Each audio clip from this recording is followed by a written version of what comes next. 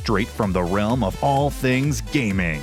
Everything Noob starts now. Episode 133, the Everything Noob podcast. I'm Vortek, and tonight's show is the E3 coverage show. Joined this evening by Miss Jemmy. Oh my gosh. And Mr. Dreadlow. What's happening? So, I'm on my phone, though. Dreadlow's on his phone. The audio for this podcast will be a little bit different than normal. Normally, everyone records their own audio, sends it my way. I put it together, and it sounds all nice and fancy. Tonight, we're going lazy because Dreadlow's having internet trouble, but he's still available for the show. We want him here. That 4G LTE. Yes. Saves the day. Yes. Thank you, technology, for still letting us do our podcast. And yeah, as I said, big E3 coverage. Now, usually we start the podcast and a big news thing happens like right after. This time we're getting in right on the cusp, right on it. So next week, all the E3 announcements will have been out. And so I'm thinking we'll probably follow up, or maybe something else will happen and capture our interest. But there's two things happening this week that I care about. E3 and the pre-release for the new expansion pack for Final Fantasy XIV. My week booked. You gotta have that Final Fantasy. Oh my god. No, I am so excited. Oh yeah. Last night I also got the final colored ponies so I could get the epic mythic mount and stuff. I was like, I was in tears. I was like, no more. I have to farm. No more. Thanks, MMORPGs and technology. You toy with my emotions so hard. So, real quick before we get into all this, I was just taking tons and tons of notes on things. I was just kind of picking and choosing announcements and stuff that I wanted to catch up on for E3 because I never watch this stuff live. It's hours of content. I don't know.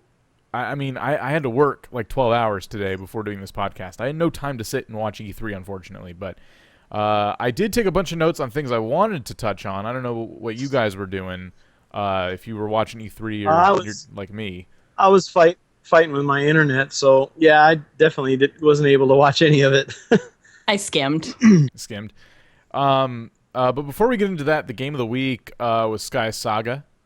And usually we save that for the end of the show, but I figure since we're going to be talking E3, maybe we'll just get this out of the way now. If you guys want. So every week we've been picking a game of the week where we all maybe we get together, maybe we don't, but we all play a game and we come back and talk about it, kind of like a game book club. And I suggested, since we've been having trouble with the classic games, that we take it up a notch and play something new. SkySaga, which I was already playing, really, really enjoyed it, and I thought these two would as well. I've already played it. I've talked about it. I've done videos on it. I'm going to save my opinions for last. I'm kind of curious because... well, first off, I know what you're gonna do, Jimmy. First off, Dreadlow, what did you play it at all? You've played it. Oh my! I'm level 6 in the forest and level 3 in the what is it? There's the exploring leveling and then the building leveling. Yeah, right? But I mean, as far as levels are concerned, that should give you an idea of how long I've been playing. I've been playing a while. I get on it whenever I can. It's my new go-to game if I'm in the mood for building, because it gives you a crash site and you have to basically fix that up, and then you can also go on adventures and explore and do all kinds of neat things, craft, and there's quests. I mean, it's an incredible game. So yeah, I've been playing it a long time. All right, well, so Dreadlow likes it. I like it. Jemmy, what's up? I'm going to preface this. I don't think it's a bad game, but I didn't have fun playing it. Right. I love the graphics. I found them adorable. The controls are very intuitive. Everything makes sense. And there's not a whole lot of controls going on, so you're not going to feel overwhelmed. But I was just really bored the whole time. What exactly... This is the thing I need to ask you, because I know when Vortek had gone in and played the game, and he had kind of Weem helping him out there a little bit, but because I've been watching all the videos, trust me, I watch every video that Vortek puts out. Kiss ass. But anyway, there was a lot of things that Vortek you discovered just by playing with Weem, and I think maybe Jemmy might not have discovered some of those things, because I'm telling you, there's a lot to that game than just being at your crash site and going to the hub and not really knowing much what to do. I mean, there's a whole plethora of things in there. So I don't know exactly what you've actually done in the game so far. I mean, I went and explored a world, went to the main hub, did all the stuff, got crafting recipes, an intern, like, he created an account and was playing with me at the same time. And both of us were just like, nothing really got us excited. It was like, it's all fine, but it's not exciting. And we were just like ready to be done and go back to something fun. I mean, but we both felt it was a good game, a lot of great potential, but like when I'm playing an MMO, I want combat that's a little more inspired than Minecraft, like swing the sword, pull the bow. Yeah. Yeah. And I don't know. Well, I got the mail for the crafting recipe and I'm just like, eh. I'm guessing further along down the line, because you got crystals and things like that, and I'm guessing, if I'm not mistaken, there might even be some eventually, because it's still in what, alpha? No, it's beta. They're gonna add magic. No, it's alpha. It's in beta. Alpha 4. The website said beta when I signed up. It's weird because I mean, unless I'm thinking of a different game, I labeled my videos alpha 4. I thought that's what we were on right now. I remember when I signed up, they said beta on the website. So maybe I don't know what they're doing. I mean, it's not done. And so I'm not even mentioning some of the problems I had with the game that were strictly beta only kind of issues. Yeah, there's a section. Actually, I think there's a couple sections at the hub that aren't even open yet. I mean, there's obviously a PvP area that they're going to open up. They're going to have all kinds of different things. One of the things I like about it is if you remember Cube World, it was where you had that was a top-down type thing where you were this little marshmallow dude, and you had your own little, basically your own little world, and you can build in it. And what people started to do is they started to build like little mini amusement parks in their own little world for people to visit and play around in. And I think that's one of the neat things about SkySaga is it's very similar in that aspect where you can actually build up your whole area, and there's islands that are floating around you too that you can actually build staircases to and stuff. And hopefully they'll end up having teleports to them, which would be awesome. But you can make that a whole amusement area, and then you can have your friends or whoever come over and visit and go through those. And so I'm looking forward to that. I'm hoping people come up with some really unique things where you can just go visit. It's almost like going on a Minecraft server that's got some special things to it, and somebody's already done that within SkySaga. So those are some neat things. So that's going to be something from users or players. But they're also, I want to say there's going to be some alchemy and magic involved here eventually. So we're going to have some spells and things like that. And I'm thinking that, with PvP and everything, I just look at it. I'm looking in the future. I see some potential in this game. So hopefully we get something good out of it. I think we will. I see the potential, and magic system might improve it a little bit, but it's just, for me, the way it is now, it's just like I'd rather play Minecraft than this. And I was getting very frustrated with the map system in that game, and also the lighting. I had a lot of issues with lighting. Yeah, when it gets dark, it gets dark. No, it's not that. It's the way that the lighting is generated. I would have a torch in my hand, and things that should have been illuminated due to the way light goes around corners and stuff would be dark, and then things that should be dark because I shouldn't be able to see there because of the way the light is would be illuminated. It was backwards, and I was having a lot of trouble mining with that, and this is stuff that I attribute to that's a beta problem, and I don't count that against the game because that's not fair. They'll probably get to that. I'm sure they're very aware of it. I would like also to see them add that you can customize your settings for the game, like the resolution, everything inside the game. I found it incredibly frustrating to have to quit the game to adjust tweak settings, then jump back into the game to make sure that fixed the pixelation that I was having because I'm playing at a high resolution. I agree with you. same situation where I was like, well, actually, if you click escape, you can go into. Wait, am I? Gosh, you have to go played back to the splash screen, the login splash screen, to mess with it. Yeah, you have to go. Right. I mean, that is a minor gripe, and I know they'll probably add that later. So it's like whatever. There's no sense in like combing through the beta problem. Yeah, I mean, that's a beta problem. I mean, if that's gonna really like kill it for you, it probably wasn't the game for you anyway. But it's Minecraft, and there's more like a story / adventure to it, and I'll give it that. But for me, I was really bored playing it. Yeah. I mean, it wasn't miserable, just bored. I think the reason I'm still like really excited to play SkySaga is because I'm having this really annoying region bug where I got to play it for like the first couple times, and then the third or fourth time I logged in, it said the game's not available in your region.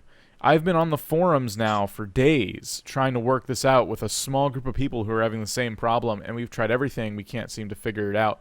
So we're hoping they fix this problem. The devs have been notified, but it's not. I don't think it's high on their to-do list because it's just such a small group of people. And I'm hoping it is something on my end that I can fix. But honestly, if it did work and now it doesn't, and I've changed nothing, chances are it's on their end. And well, dude, maybe it's because it's not available in your region. Oh, dude, yeah. Are you in North America or the UK? Because if not, I'm like, yeah, I'm in one of those places. Are you using a proxy? Weird. No. Which is weird. Are you in India? Like on my email, because when you sign up for the beta, you gotta wait like 12 hours before you get quote unquote approved. And on my email, it's like the reason you were approved, you are in the North America region. Yeah. So that's the problem I'm having, but that's why I'm excited to still play. I haven't gotten my full taste of it. You're saying it got kind of boring and underwhelming. Excel in chat says, hate to say it, I agree with Jemmy. I was addicted for a short term, then realized I was just grinding worlds, which I actually kind of foresaw, like looking at it. I'm like, yeah, I could definitely see how this gets grindy, because you want to level up, you want to unlock more crafting recipes, and all for the sake of building. And it started to remind me a little bit of just, well, I mean, it's like, goes back to that whole thing where if you're going to build a game that's made of blocks, you might as well play Minecraft because it's way ahead of anything that'll come out right now. Yeah. But on the other hand, SkySaga adds a whole other layer of like MMO-ness that Minecraft simply can't capture. Even with all its mods and different variations, you still can't, it's not perfect. And SkySaga did that part right. That's why I'm really excited about it. What? I have one more gripe, though, about it. Is me and Haller could not really play together, like, early on. If you start an MMO with your friend and you're like, we'll log in together and stuff, and usually within the first 30 minutes after you get through that, like, intro, you can, like, immediately group together and stuff. We couldn't do that. Did you add him? Yeah, I added him as a friends list, which we were having trouble with because for some reason, like, I could search everybody else and add them. His name, not on the list. Ugh. That sounds like another beta problem. What?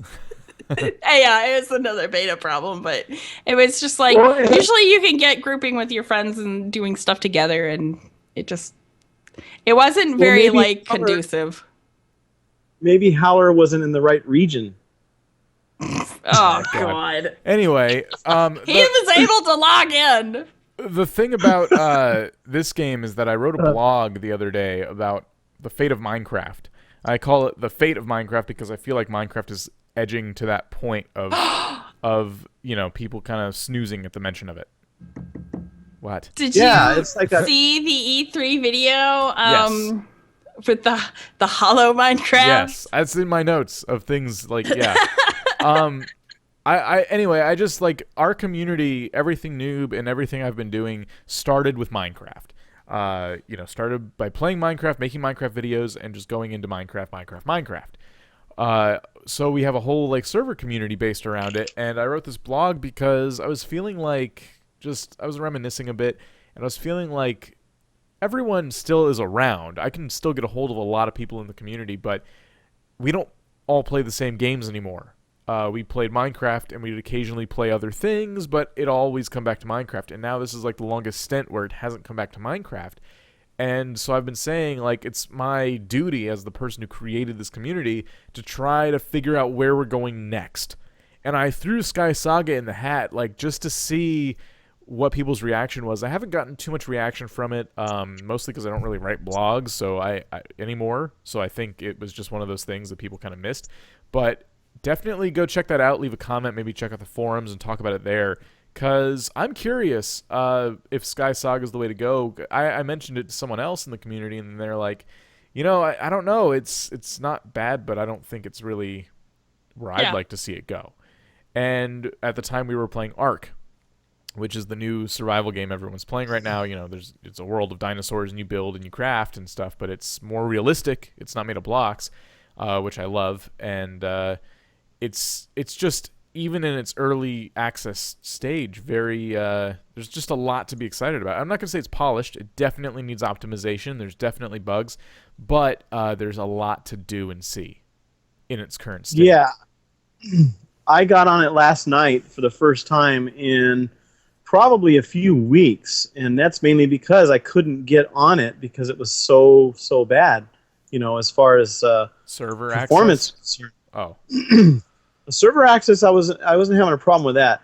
I was lucky to get 10 frames per second. Yeah. At one point. So, but now, my settings are on medium right now, and I'm able to get on there and have decent frame rate and be able to actually play the game now. And so I went in there messing around and was killed a few times. A couple dinosaurs got me. But I have to say, a game like that, usually when you turn the graphics to high, it looks amazing. But when you bring them down, usually it's tolerable in terms of being bad. This game, it has the worst lower graphic settings I've ever seen in any game. It gets bad. I mean, grainy, and it looks like you're looking at it through like a piece of glass with water drizzling down it. I mean, it just it's hard to look at if you go too low. I'm hoping this might help some people. If you set it on all, say like you set it all to low, right? And then you go back up to the resolution scale and you maximize that. You won't get that. I mean, it'll still look funny, but you won't get that low resolution in everything. And then slowly move everything up to medium, and see where you're at, because you can do that kind of within game. There's a couple settings you have to restart, but if you set it all to low and then restart and then start from low and add everything as you go, you can probably find a pretty decent optimized, because right now they've done something. Obviously they fixed something, because like I said, I wasn't able to go even on low and get anything good, but I got on it, and I'm up to medium now, and like I said, I've maximized that resolution scale that everybody seems to miss. It's right. It's a little slider. I noticed it immediately, and I was intimidated by it. I've never seen a setting like that. Really? Yeah, because pretty popular in like MMOs. Because god, yeah, if you got your resolution set to 1280 by 720, and then you take that scale and you move it down, it's actually lowering your resolution. Yeah. I don't know. I don't understand it. It's that shouldn't be there. I don't understand why it's there. But anyway, maximize it so you full resolution, because that's what I did. It works fine. It's what? Okay, the resolution scale typically in games, like you have your screen resolution, which you should try to match to your like monitor resolution that you're using for your desktop. That resolution is for the textures maps that they use on things, and the lower resolution is a smaller image file, but it does have less quality. So if you want better resolution, so things that are like the grass and like the mountainsides and like faces and stuff, if you want them to look a little more sharp and crisp, you use the higher resolution map. Yeah, and that's what I did. I just maximized it every time, because when you put on low, it brings the resolution scale pretty far low. So you have to maximize that. It doesn't really. I didn't see any effect on my FPS when I maximized it at all. Really, I think that has something to do with texture caching and things like that, and saving textures. So it really doesn't. I didn't notice an effect on the FPS when I maximized it. But the other settings definitely make a difference. So Well, But yeah, I mean, I got in there and played, and I had a blast. yeah, and that's kind of like my whole thing is I wrote the blog, I put it out there, and then I started looking at like comparing it to Ark, which is very popular right now, and it kind of brought me back to that whole, well, I mean, I've been able to put more hours into Ark than SkySaga and feel like there's still so much to do and see. I mean, SkySaga starts you, not SkySaga, Ark starts you out in the Stone Ages, really, like with your tools and stuff, and eventually you're making like full-on machines.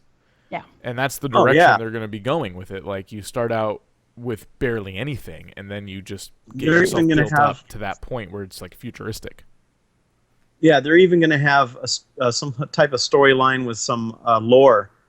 Because I mean, you end up on this supposedly this planet, I guess, and you got this weird thing in your arm, and that's basically your how you get to your inventory and all that stuff. But what's the story behind that? So I mean, they're going to definitely include all that. Yeah. So there's a lot of things to look forward to in the future. Yeah, so I don't know. I'm thinking of like having a serious discussion with a lot of the big people in the community about the next game they want us to move to, because SkySaga, although free, even if it's like gets to that fully developed point, there's definitely not only potential for an awesome game, but potential for a super grindy game. And I mean, I think people are kind of like over the grind, especially when you come from a game like Minecraft, where I mean, the only grind is like collecting materials, but even that as a community is not even a problem. It's not a factor because there's always someone there who can help you out. Well, here's the neat SkySaga, you're thing. grinding levels again. With SkySaga, it's definitely going to be grindy. But with Ark, people already there's some unofficial servers right now, and they've already applied LUA scripts and things like that to it to like change different things for like the speed of night and day and things like that. So I mean, I could see later on Ark actually becoming something where we'll be able to have modded servers, and that's what I plan on doing. I plan on possibly getting a Ark server, because if it comes out as good as I hope it does, then it's definitely something I want to do.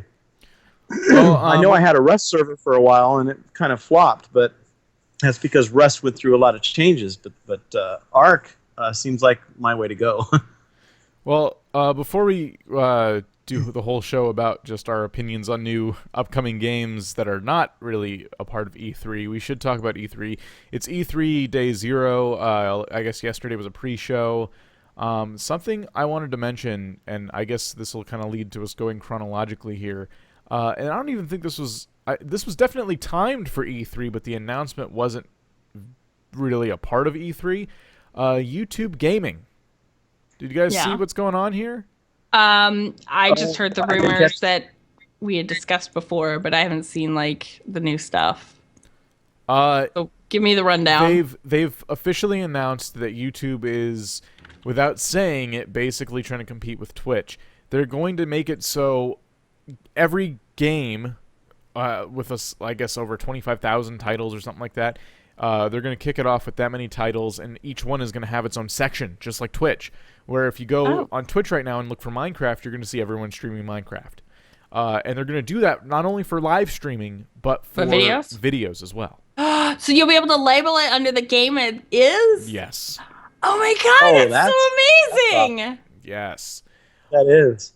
So this is definitely a big Twitch contender, because for someone like me who doesn't want to do a Twitch streaming schedule anymore, I liked doing it. I loved streaming on Twitch. I think Twitch is a much stronger platform for streaming at the time. Like right now, I don't know if YouTube has kind of finally figured it out, because at first they tried and now it's like not a thing, but now they're going to try again, and I think this time they might nail it. Well, in my YouTube feed, I've got a section called live streams, and every day there are people live streaming on YouTube. So I know that it's starting to pick up. Okay. So it's something people are trying to do. Like right now, IGN presents Sony.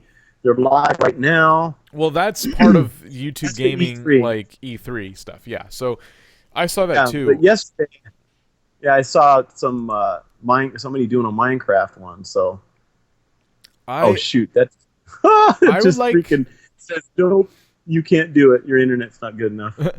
I would like this because as someone who doesn't want to stream on Twitch with a schedule anymore, and that's really what you need to get a following on Twitch is a nice, good schedule.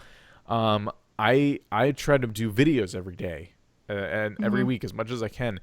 I can very easily tell my subscribers I'm live because I don't need to make a video and then go live on Twitch. I just go live, and my channel is broadcasting, and that's it. And I like the idea of bringing my YouTube subscribers into my live streaming life. Well, it also will save a backlog of that live stream straight on YouTube, like while you're recording it as well. So you're killing two birds. If they don't show up, then it's still there. Yeah. And it's not going to do that thing where it disappears after a while because it's YouTube and they already have the infrastructure to save all this content. No, they want to save it. Yeah, exactly. So, I mean, I don't want to have a 4-hour video on my channel because I know no one's going to watch the entire thing and it's kind of useless. I'd rather highlight it. But YouTube already has an editor built in. And it's not a great editor, but it's there. And so they have all this other foundation to build a nice live streaming platform on. I think they fell short last time, but they've listened to the feedback. And that's what YouTube Gaming, I think, is going to be almost right after E3 is over in my prediction of when we're going to see like the full release. They said summer of 2015. So we're just about there. I mean, it's not officially summer yet, right? It's still spring. It's summer here in Arizona, that's for sure. The 21st, I think, is the official kick. So they didn't put an exact date, but I think very, very, very soon we're going to see the full implementation of YouTube Gaming. And I don't know. I'm probably going to stream again. I think this is really exciting. And I think this a lot of great. YouTubers who like occasionally streaming are going to be very excited to stream because I know that's the biggest problem. It's hard to take a channel. Like I'm creeping up on 7,000 subscribers. And every time I upload a video, like hundreds of people watch it. And it's amazing. It's hard to take that and like go to Twitch. If you start a new channel and have like, let's say you have a massive YouTube following, but if you go to Twitch, you're starting back at 0. And yeah, one video is going to take care of your initial start, but every time you go live, you want to make sure you tell that viewership that's, would probably want to see you live that you're live. And so you got to first tell them by making a video and then you go live. And I hated that. And then I hated that. Yeah, exactly. Yeah. That's true. They've been trying to bridge the gap, but I think YouTube's finally like, nah, we can do this. And so, I don't know. But for now, YouTube Gaming, you can go check it out. I think it's gaming.youtube.com. And you can, I just looked it up. Yeah, you can look at all the deets, all the details there. So, YouTube Gaming, and then that brought us into E3, which yesterday Fallout 4 was announced. And real quick, Fallout 3 is our new game of the week, so... Oh, so we're officially committing to that now? Yes. What was that? Metal Gear Solid, a phone alert? No, I clicked on the heart when I went to gaming.youtube.com. Wrong move. So... Yeah, our game of the week is Fallout 3 because I heard that they were probably going to announce Fallout 4, and I'm like, I have Fallout 3, and I've never played it because I had a problem with it when I first got it and then ignored it after that. So I'm excited to play Fallout 3 after watching the trailer for Fallout 4. Yeah. I'm very excited now. Do you like Liam Neeson? Liam Neeson? Yeah. Was he the voice in something? Yes. What? You'll figure it out when you're playing 3. Oh, 3. Okay, I thought you meant in the trailer for 4. No, he's not in 4. I don't know. Come on. Yeah, Liam Neeson, he's always getting into trouble. Everyone keeps getting taken from him. Yeah, I know. He's all those movies. Yep. So, yeah, and I guess Fallout's like the same thing. So, yeah, I'm pretty excited for that. Taking the movie game. Yeah. So that would be awesome. Maybe we should also watch the movie A Boy and His Dog as well. We got too much. Have you ever seen it? No. No, I haven't. I've heard things and stuff about that movie, and it's the last thing I want to do. because it sounds awful. No, it's not awful at all. It's kind of comical. And I can't say. I just say that something happens that you're like kind of like going hooray, but at the same time you're going oh. I mean, you'll see why. I mean, it's a boy and his dog, man. His dog is the most important thing to him. Okay. Maybe that's why there's so many dogs in Fallout. Like, it's bizarre because there's no animals, but we have these German shepherds everywhere. Like, how are they the ones that survived? Like, really? I think someone started a Fallout shelter before the Fallout happened, where they just bred German shepherds because they had nothing to do with that space. And so then the Fallout happens, and they're like, I have all these German shepherds taking up space in my Fallout shelter, and so he lets them out. And they just start mating everywhere, and that's why there's German shepherds everywhere. The end. Wow. It's a nice theory. Yes. It's a theory. I think there's some lore actually there that's true, you know? Yeah. Yeah. So I was looking through things. I'm like, what am I excited about for E3? So I went to YouTube's gaming section, and there were video highlights, and one of them was for a sequel to the South Park Stick of Truth game. A sequel? Yes. It was well received, though, so I'm not surprised to hear about that. I was kind of surprised. They made such a big deal about how they were making a game.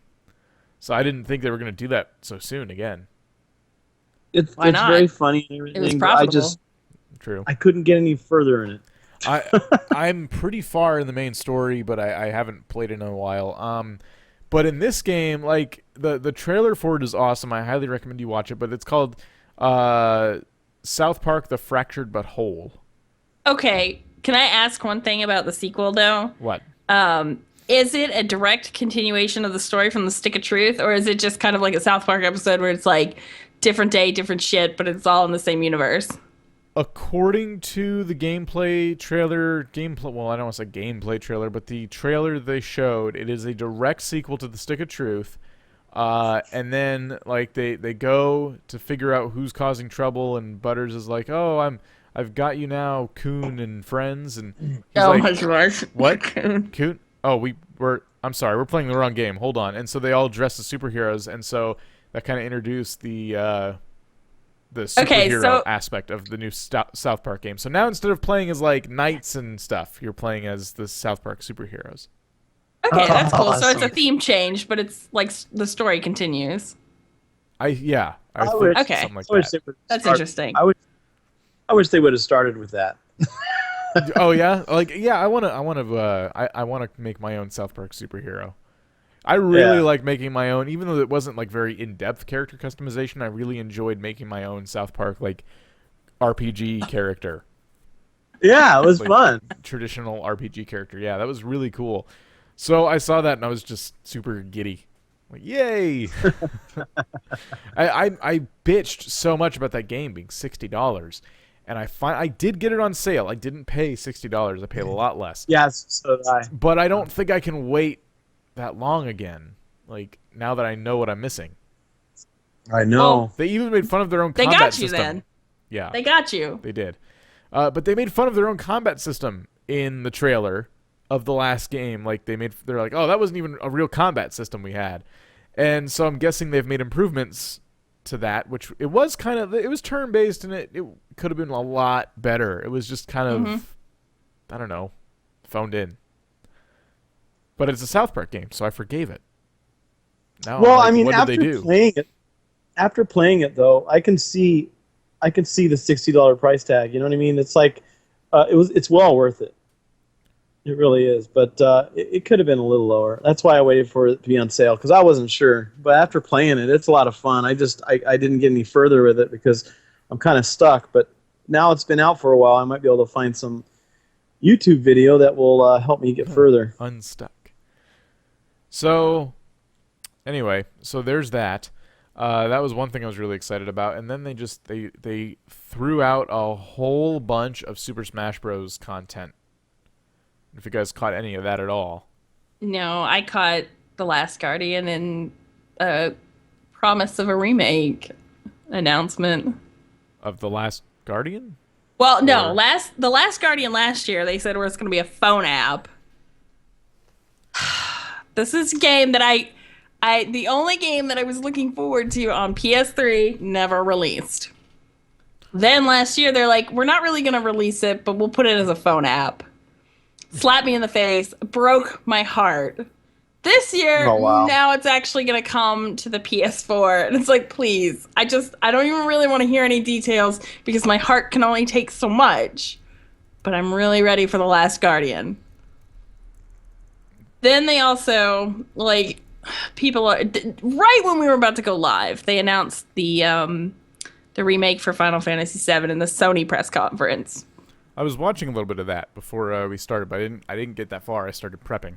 Yeah, and so you hear the crowd go wild, and I'm just like, it wasn't the best in the series. I'm still waiting for remakes on better ones. Final Fantasy hipster. Well, yeah, maybe, but there's a certain games that they have not made remakes for, and they said their policy for remakes is we don't remake it until we've made a better game. Huh. They don't because they like to kind Okay. of wait Yeah. until there's something better out there, and then they'll remake like an old second classic. Yeah. So Final Fantasy VII has now been eclipsed, guys. Just remember that. Yeah, they That's even admitted why it you got your themselves. remake. They feel they've made a better game. That's a good point. Before we get too far away, you said something about phone apps, and it reminded me. Because Fallout, what they did on Day Zero was released a phone app. Mm-hmm. Fallout Shelter. I looked at it very briefly to see that it looked fun, but you're looking at a game that is free, so therefore in-app purchases. So, meaning frickin' microtransaction Fallout game for your phone, which everyone went wild over apparently, and so it started getting Did they downloaded. pay that crowd? I don't know, like it just started getting downloaded like Cheers crazy. for that. I just saw people on Twitter like, "Oh my god, it's out now!" and everyone was getting it, and I didn't download it. I just looked at it. No, those Like- I can't believe those are real people. I'm sorry. I mean, I'm sure some people are excited about it, but I hear that a companion game that is free to play with in-app purchases, and then the thing I do is click download because I'm like, I'll skip it because it's just money grubbing. I want to know what their in-app purchases are. I'm assuming greedy, but I'm kind of curious anyway because the game does look fun. It looks like if there is a lot of stuff in it without paying, it could be a lot of fun. But these days, people and big game companies are seeing the value of making a game that is full of microtransactions for phones. They are seeing how addictive it can get for certain people, and all of them are just taking advantage. Nintendo's about to do it too. So it's just kind of like I wasn't excited about that at all. Yeah. Just wanted to say that real quick. Yeah, I'm blown away at I was looking for a tablet. Actually, I want to get a Windows tablet, Windows 8 tablet. Really? Can you like why? Like it's Because- not wrong. Did you lose a It's bet? just I get It's Windows 10 and bizarre. it's going to integrate. It's going to integrate. I'm getting Windows 10 and it's going to integrate with it. So, I still in don't looking think I for a want tab- one, but in looking for it, okay, I'm blown away at how many tablets there are now. I mean, how many companies, how many versions, I'm blown away at just there's tons of tablets out there you can buy. Not just iPad, but you can also get Windows and you can also get Android, and it's just there's tons and tons. So I could see this portable gaming platform really kicking off in a big way. Well, if they Especially when with Windows 10 coming out, you'll be able to get the app on your phone or on your tablet and be able to play it on your computer as well because it's an app. So If they knock it off with the microtransactions that are ruining mobile gaming, in my opinion, then maybe we can see a lot more like awesome games on mobile, such as Hearthstone. Like, great example. Well, we've went through this with MMOs. I mean, free to play MMOs, and the thing is you notice that those MMOs have kind of went and flown away, and the ones that stuck around are those that don't have those pay to win transactions. And I'm hoping that they'll learn that with the mobile apps as well, and they'll realize, well, you know what? We need to cut back on this and just make it so that they can play the game, and if they want, cosmetics or whatever, they can purchase those, like Hearthstone does, and many other games like that. But Hearthstone started out on PC, so it's now crazy on mobile. But it does well on mobile, and I consider it part of the mobile gaming sphere. And if we want this genre of gaming to be accepted by people who, like me, consider themselves quote unquote real gamers, then we'll see some real games come out of the mobile market aside from like all these microtransaction BS games. There's a lot of, I guess, real mobile games, but they're being overshadowed right now by announcements of like big companies making a game, like the Family Guy game. Another good example, like they already have a massive following, so they had all the advertising in the world to say, hey, we're coming out with a game, and make funny trailers and all this stuff, and it comes out, and it's just another microtransaction game. Like, you're ruining this. Stop. But anyway, I was kind of sad to see that part of the one of a very successful franchise. Like, I was kind of sad to see that part of it. But Fallout 4 looks cool. We're getting kind of late into the show. I don't want to take up like all the time with all these notes I have here, but Super Smash Bros. Just real quick, adding some new characters. We're getting Roy back from, I believe, Melee. Yep, Melee. And Lucas from Brawl. Both of them are coming back. Roy is going to be stronger than he was in Melee. They didn't say much about Lucas, but the prices of these guys is what kind of got me. I don't like what Nintendo's doing with their DLC. I don't like the way they're distributing it. It's cheap, but you're buying it piece by piece. Oh, wow. So if you want to get Roy, and I think Roy and Lucas come together. Could be wrong. Maybe they're separate. Either way, it's $3.99 for each of them. If you want it just for the 3DS or the Wii U, but if you buy both, then it's $4.99. So you get kind of a deal if you have both games. That's not too bad. Price-wise, that's not too bad. But then they have like a bunch of like new costumes, and each costume is 75 cents. Oh, so wow. Not for a pack of costumes, for just one costume. So you're just buying it piece by piece by piece. They're adding a couple new stages. They've remade the Dreamland Kirby stage, which, I mean, it's probably one of the most boring stages you can remake. Does the character come with like the standard, like just like couple of costumes that the other characters would have? Or do you now have to buy the costumes that just to get up to the point you would with a standard character? Well, I should specify the costumes are for Mii fighters. Oh. Yeah. So there's like an Animal Crossing Isabelle costume, like Splatoon gunners. There's just like a squid hat and a couple other random ones, and like you can dress your Mii up as in the game. They announced that every character in Super Smash that is either in the game now or coming in the game via DLC is going to be made as an amiibo. That's another like big one they just said. And the biggest announcement was that Ryu from Street Fighter has been added to the game as DLC. Yeah.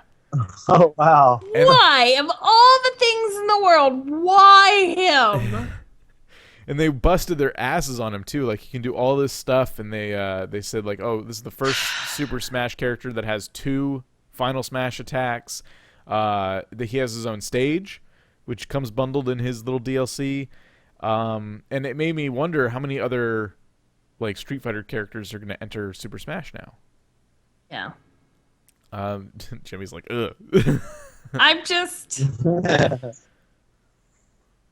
I don't That's know. crazy. That's And they tried to make them very close to the I'm sorry, the Street Fighter 2 version of Ryu, specifically, with a couple of like Street Fighter 3 things in there as well. But they also said that if you tried to use his old combo attacks, not only do they work, but they're a little bit stronger than using the same attack with that as programmed into the GameCube controller. So you could take let's say right B is an attack, but in the old game on the Super Nintendo, if you hit, right B up down left right left, it does the same attack but stronger.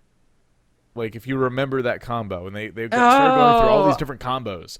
Oh no, they're he's gonna be rewarding you busted for like the pros. Yeah, They're gonna be ready for that Diddy Kong nerf. I think the most exciting thing for me, all those announcements aside, is they're adding a tournament mode to Super Smash Bros., which I was bitching that it didn't have when Mario Kart 8 did. Yeah, but what's the tournament mode gonna be like? Is it the weird tournament in Mario Kart, or? I think they have one that's kind of like that, but they also have like one that kind of comes and goes, like a real tournament.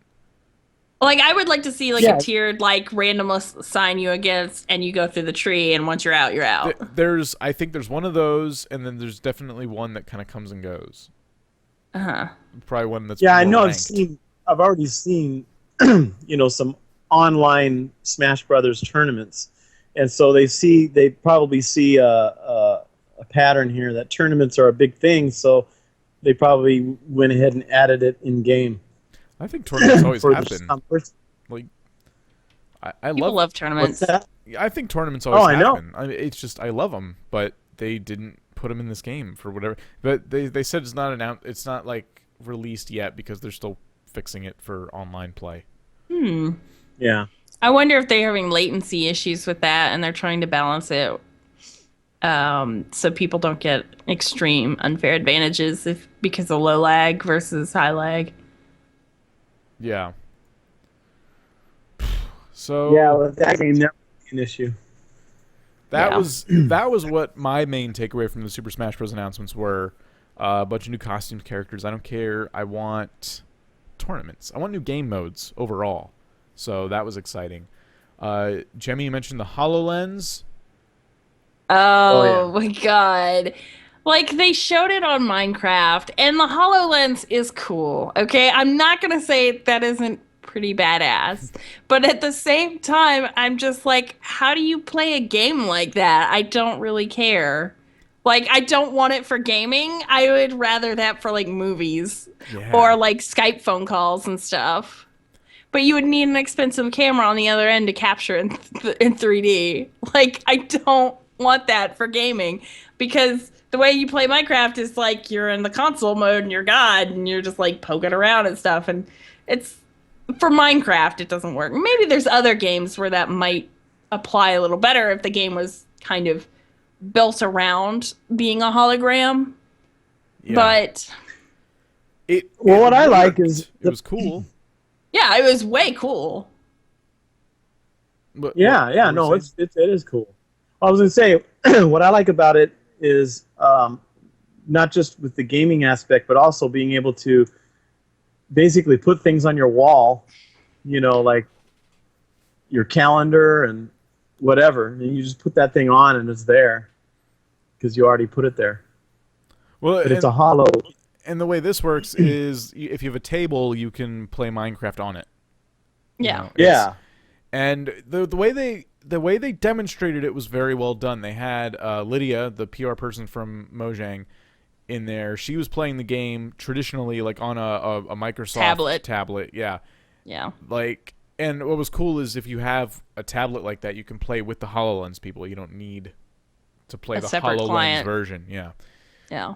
So she was in the game playing in first-person Minecraft mode, and this guy was wearing a HoloLens. And when you saw what he was seeing, which I still think is going to be the thing that kills the HoloLens, but I'll get to that in a second. That's just me being negative. You get to what he's seeing, and he's basically looking at her. First, he has the game on the wall. He's playing like she is, and then he zooms out of it onto a table, and he's looking at it as you would imagine Minecraft sitting on a table would look like. And so she's jumping around, and that was what got me. When she was jumping from like the house to another rooftop, and you just watched her character running across this table, I'm like, that's cool. The way they showed that was like, that you sold. Great. That's awesome. Right. But it can't be that fun for this guy because he's at this point now, he's not really moving his character. He's just kind of like using voice controls to zoom in, and you can like go look in the windows, you know, take your head and move it down and look in the window and wave. Hey, there you are. I see you. That stuff's really cool too, but that's not a game per se. They keep trying to advertise this as a gaming device, and I'm not seeing it as a gaming device. Like Jemmy's saying. That's the console like creative mode for Minecraft, which would be like way cool. And I see some applications with adventure maps if you have like the one guy with the hollow. Yeah. And then like you have your team of people who are going through the adventure, and then they can kind of progressively mess with you, quote unquote, to alter the adventure or whatever while you're playing through it. Like through the map. Dungeons and Dragons. Yes, like a Dungeons and Dragons kind of version of Minecraft. Way cool. But I just in my head, and I'm not in gaming design, you know, like I know enough about it, but I'm not creative enough to make games. I just don't see how you can make a game with the hollow. Like, I see a lot of cool other applications for it, but I really just don't see how that is going to, in its current state, is going to be immersive, looking at a table versus looking at a screen. I think, like I was saying a second ago, I think what's going to kill the HoloLens is when people actually put one on. And it's no more this presentation BS where you're looking at what it's supposed to look like. I think in actuality, the first version of the HoloLens is going to look very disappointing. I think you're going to be able to see right through it, and the graphics are going to be they're going to be there, but it's just going to be very transparent.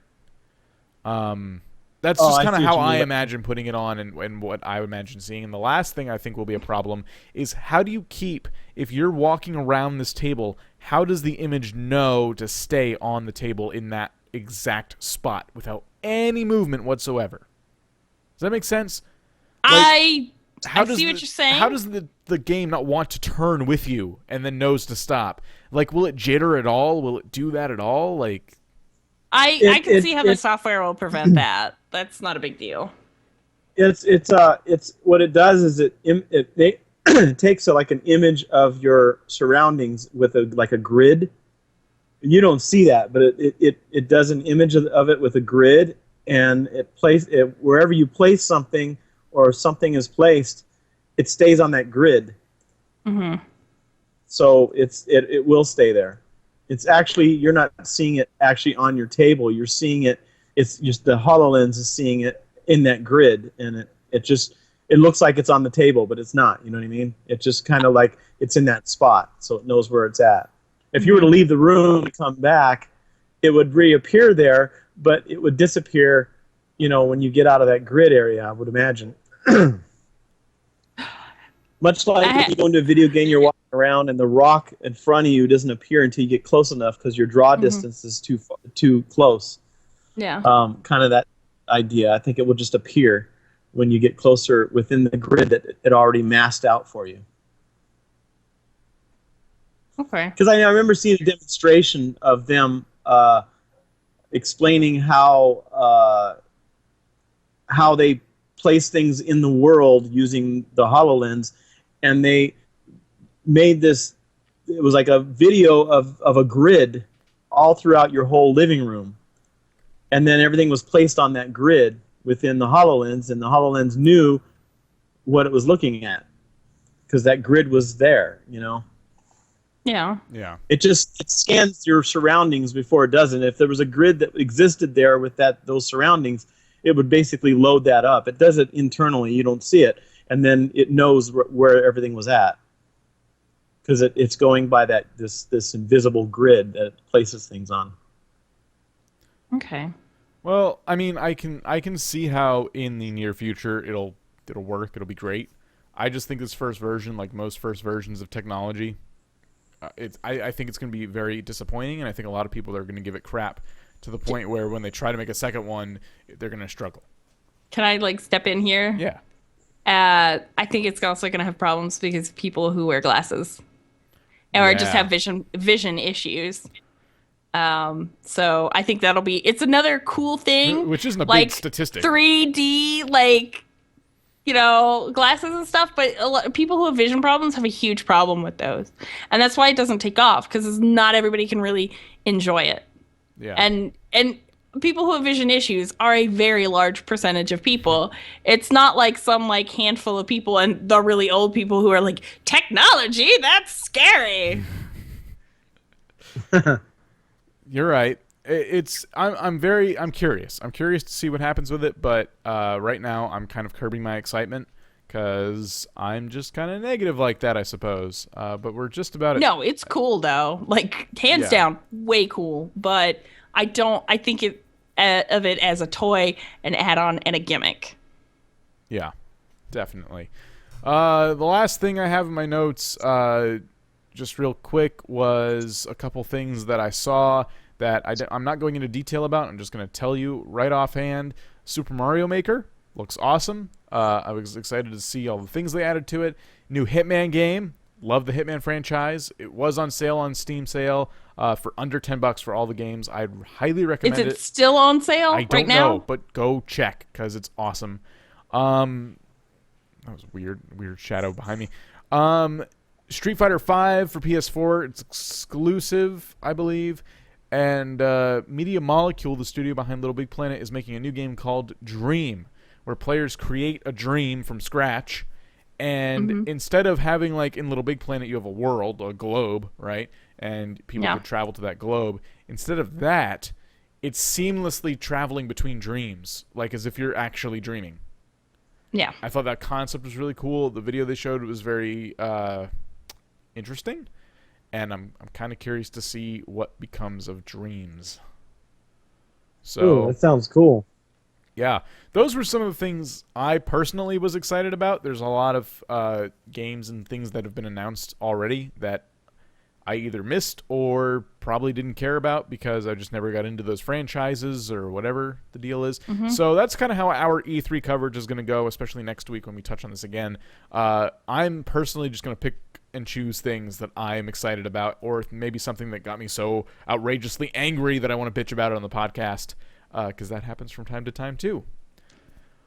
So I think at that, I'm not going to put too many links in the show notes because E3 coverage is everywhere. Just pick and choose who you want to view it by. Maybe I'll put a couple little quick links in the show notes for SkySaga. Get Fallout 3 and play it with us. That's our game of the week. And yeah, I think that's about it. You guys have anything to add? No. No? Watch E3 and be ready to listen to us bitch or squeal next week. Yes. Listen to our E3 abridged podcast. All right. We'll see you next week.